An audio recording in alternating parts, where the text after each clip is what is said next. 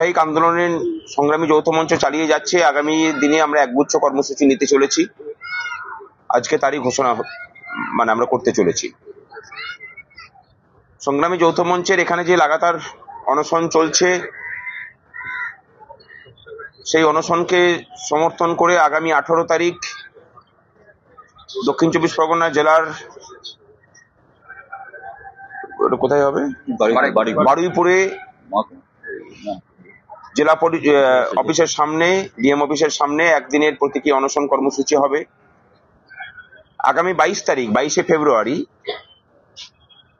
ওই দিন গোটা রাজ্য জুড়ে সমস্ত সরকারি অফিসে কর্মবিরতির সংগ্রামী যৌথ মঞ্চ, এবং তারই সাথে আগামী 6 এবং 7ই মার্চ এই 2 দিন আমরা গোটা রাজ্য জুড়ে সমস্ত ক্ষেত্রে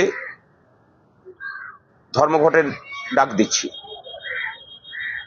এই ধর্মঘট রাজ্যের সকল কর্মচারী শিক্ষকদের সাথে সাধারণ মানুষ, চাকরি প্রার্থী থেকে শুরু করে শিক্ষিত ছেলেমেয়ের বাবা মা, ছাত্রছাত্রীদের অভিভাবক সকলকে আহ্বান জানাচ্ছি যে এই ধর্মঘটে যোগদান করার জন্য।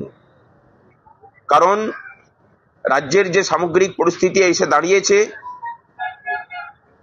সেটা আইন শৃঙ্খলা হোক, সেটা আর্থিক স্থিতি হোক, যে ধরনের পাহাড় প্রমাণ দুর্নীতি প্রত্যেক ক্ষেত্রে বাসা বেঁধেছে, এছাড়া আমাদের দ্বিতীয় কোনো রাস্তা আছে বলে আমরা মনে করছি না।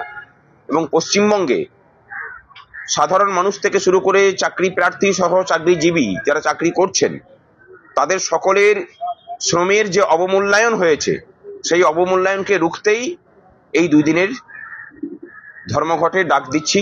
এবং সমাজের সর্বস্তরের মানুষ, বিরোধী রাজনৈতিক দল সহ সকলের কাছে সেই ধর্মঘট সফল করার আবেদন রাখছি আমরা। এর মাঝখানে আরো কোনো কর্মসূচি আমরা ঘোষণা করতে পারি, সেটা নিয়ে আলোচনা চলছে। এবং আগামীকাল আমরা কেন্দ্রীয় নির্বাচন কমিশনকে চিঠি পাঠাচ্ছি যে যখন তাদের ফুল বেঞ্চ আসবে তখন যেন তারা এসে পড়ে আমাদের সাথে এখানে দেখা করার সুযোগ দেন আমাদেরকে। এই সমস্ত কিছু নিয়েই আমাদের ধারাবাহিক আন্দোলন চলছে এবং ধর্মঘট ও কর্মবিরতিকে লক্ষ্য রেখে আমরা সারা রাজ্য জুড়ে প্রচারের ঢেউ তুলব। এবং এরই সাথে সামনে সপ্তাহে পিএইচই ডিপার্টমেন্টে যে পাহাড় প্রমাণ দুর্নীতি চলছে, সেই দুর্নীতির বিরুদ্ধে আমরা ডকুমেন্ট সহ একটা প্রেস কনফারেন্স করব। এবং বিভিন্ন সেক্টরের যারা অস্থায়ী কর্মচারী, যাদের শ্রম